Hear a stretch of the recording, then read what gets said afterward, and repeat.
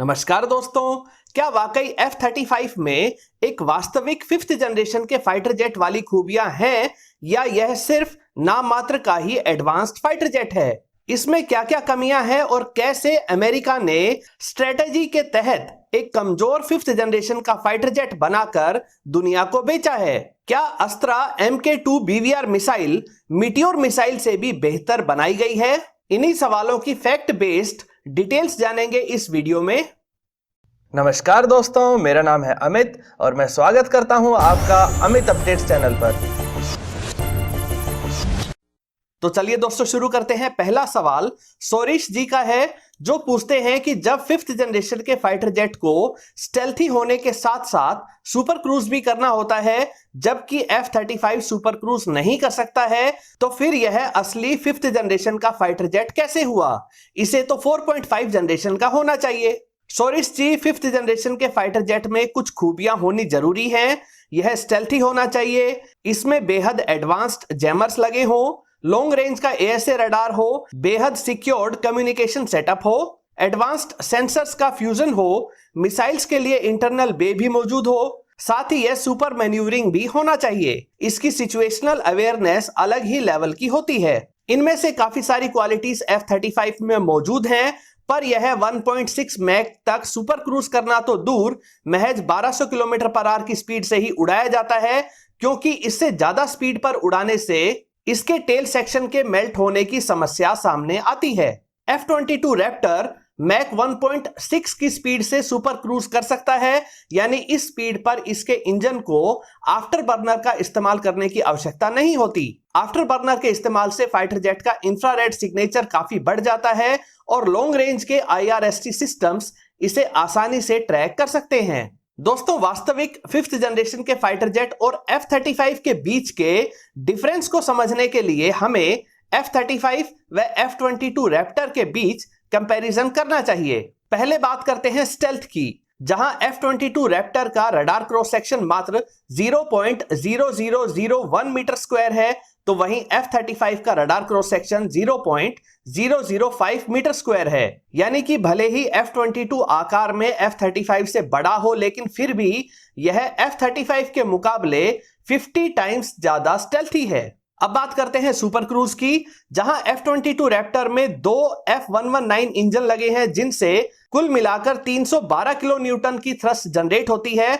तो वहीं F-35 में भी 190 किलो न्यूटन का जबरदस्त थ्रस्ट जनरेट करने वाला प्रैट एंड विटनी का इंजन लगा हुआ है। F-35 की विंग्स का आकार काफी छोटा है, इसी कारण इसके इंजन की काफी सारी एनर्जी इसको हवा में ही बनाए रखने में खर्च होती है, इसी कारण यह सुपर क्रूज नहीं कर पाता है। वहीं दूसरी ओर F-22 रैप्टर आराम से मैक 1.6 की स्पीड पर सुपर क्रूज कर सकता है। अगर स्पीड की बात करें तो F-22 Raptor 2500 kilometre per hour की स्पीड से उड़ सकता है, जबकि F-35 को बनाया गया था 2000 किलोमीटर पर आवर की स्पीड पर उड़ने के लिए, लेकिन F-35 के B और C वेरिएंट मात्र 1200 किलोमीटर पर आवर की स्पीड से ही उड़ाने लायक बने हैं। रेंज की बात करें तो F-22 रैप्टर जहां 3200 किलोमीटर की रेंज रखता है, तो वहीं F-35 की रेंज 2200 किलोमीटर है। अगर मैन्यूवरेबिलिटी की बात करें तो F-22 रैप्टर सुपर मैन्यूवरिंग है, इसमें 2D थ्रस्ट वेक्टरिंग का इस्तेमाल किया गया है,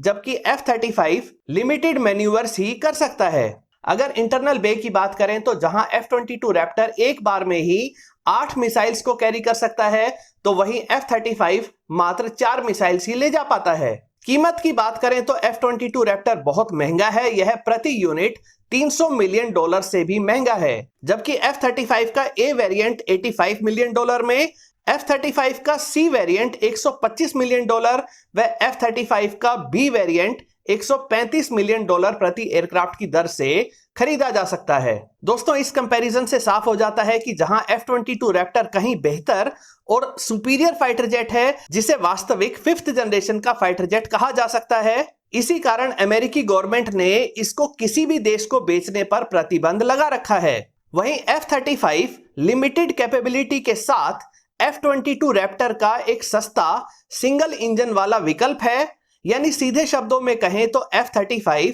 गरीब आदमी का F-22 रैप्टर है। It's a poor man's F-22 Raptor. F-22 Raptor F-35 से बहुत आगे है। F-35 में काफी एडवांस्ड सेंसर्स लगे हुए हैं, लेकिन इसे उसी लॉकहीड मार्टिन ने बनाया है जिसने F-22 रैप्टर बनाया था। इसलिए ये सभी एडवांस्ड सेंसर्स F-22 रैप्टर में भी लगाने में कोई समस्या नहीं आएगी। अब सवाल उठता है कि जब F-22 रैप्टर मौजूद था तो F-35 को क्यों बनाया गया? दोस्तों, इसके पीछे कुछ प्रमुख कारण हैं जिन्हें हम जान लेते हैं। पहला कारण है दुनिया भर में स्टेल्थी फाइटर जेट को पाने की चाहत। यानी जैसे F-16 को हजारों की संख्या में बेचा गया था, उसी तरह से F-35 को भी हजारों की संख्या में बेचकर बहुत अधिक मुनाफा कमाया जा सकता है। दूसरा कारण था F-35 के 3 अलग अलग वेरिएंट्स का होना। F-35 का ए वेरिएंट एयरफोर्स के लिए, F-35B variant short take off वह वर्टिकल लैंडिंग वाला फाइटर जेट है जो छोटे एयरक्राफ्ट कैरियर व हेलीकॉप्टर कैरियर से भी ऑपरेट कर सकता है। F-35 का सी वेरिएंट आगे चलकर F-18 सुपर हॉर्नेट की जगह ले सकता है, जिससे नेवी की जरूरतों को भी पूरा किया जा सकता है। तीसरे कारण की बात करें तो F-35 अमेरिका के लिए main air superiority fighter jet नहीं है। उसके लिए F-22 रैप्टर है जो ज्यादा स्टेल्थी है, लंबी रेंज रखता है, ज्यादा स्पीड से उड़ सकता है और बेहतरीन मैन्यूवर्स भी कर सकता है। अमेरिका के लिए F-35 स्टेल्थी फाइटर जेट्स की कैटेगरी में दूसरे नंबर पर रहेगा। जहां वेरी हाई लेवल का खतरा होगा वहां F-22 रैप्टर जाएगा, और जिन कमजोर देशों के एयर डिफेंस सिस्टम्स व फाइटर जेट से मीडियम लेवल का खतरा होगा वहां F-35 जाएगा। F-22 रैप्टर बेहद महंगा है, इसलिए अमेरिका के लिए F-35 का होना कंपैरेटिवली सस्ता व एक बेहतरीन ऑप्शन उपलब्ध करवाता है। समस्या दूसरे देशों के लिए आएगी जो F-35 को अपने मेन फाइटर जेट के रूप में इस्तेमाल करेंगे।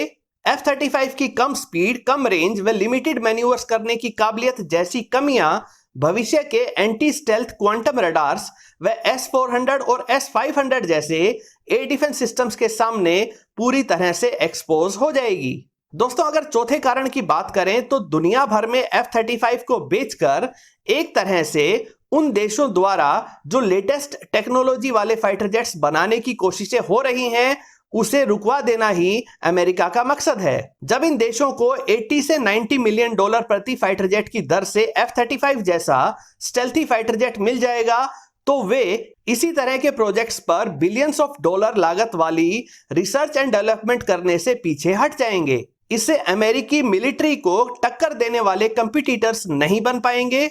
इसी का नतीजा यह हुआ कि ज्यादातर डेवलप्ड कंट्रीज पूरी तरह से अमेरिका पर निर्भर हो गए हैं। मात्र कुछ ही देश नए स्टेल्थी फाइटर जेट्स बनाने की ओर काम कर रहे हैं।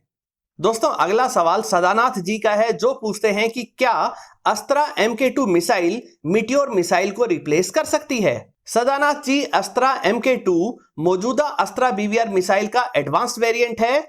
जहां अस्त्रा की रेंज 110 किलोमीटर है तो वहीं अस्त्रा MK2 वेरिएंट की रेंज 160 किलोमीटर से ज्यादा है। लगभग इतनी ही रेंज अमेरिकन AIM-120 के D वेरिएंट व चाइनीज PL-15 BVR मिसाइल्स की भी है।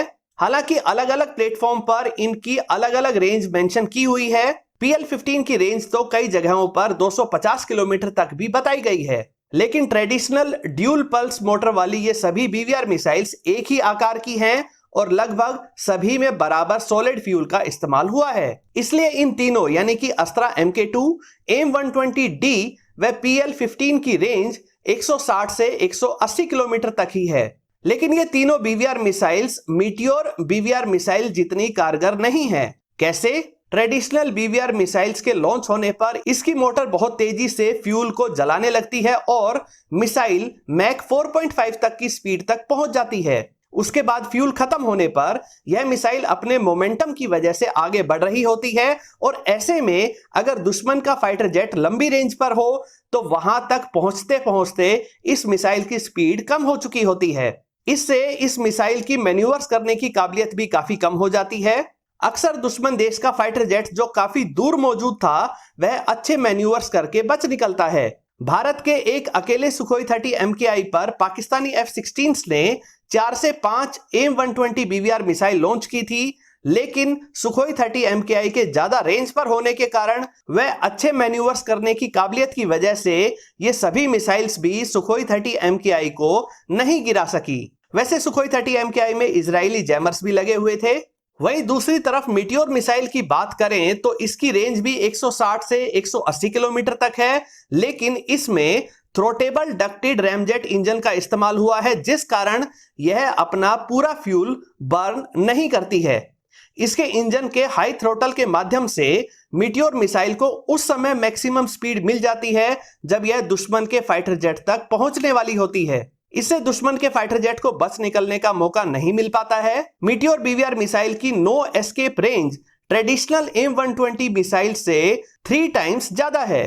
भारत आगे चलकर जो अस्त्रा 3 मिसाइल बनाएगा वह इसी थ्रोटेबल डक्टेड रैमजेट टेक्नोलॉजी पर बेस्ड होगी, यानी वह स्वदेशी मीटियोर मिसाइल बन जाएगी। दोस्तों, ये थे आपके कुछ सवाल। उम्मीद करता हूं कि फैक्ट बेस्ड यह वीडियो आपको पसंद आई होगी। अगर यह वीडियो आपको अच्छी लगे तो इसे लाइक करें, दोस्तों के साथ शेयर करें और चैनल को सब्सक्राइब करना ना भूलें। नमस्कार।